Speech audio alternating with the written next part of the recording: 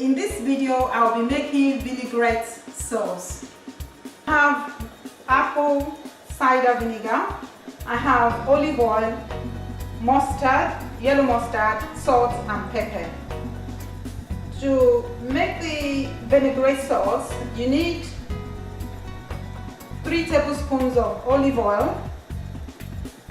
It's usually 3 parts of oil to vinegar, and then you can flavor with anything else of your choice. So I've got 3 tablespoons of the olive oil. I'm adding 1 tablespoon of the vinegar. You can use any vinegar, white wine vinegar, apple cider, or any vinegar of your choice. I'm going to add in a teaspoon of mustard, like half a teaspoon of mustard. This is optional. And into this, I'm going to have a little bit of white pepper and a little bit of salt. That also is optional.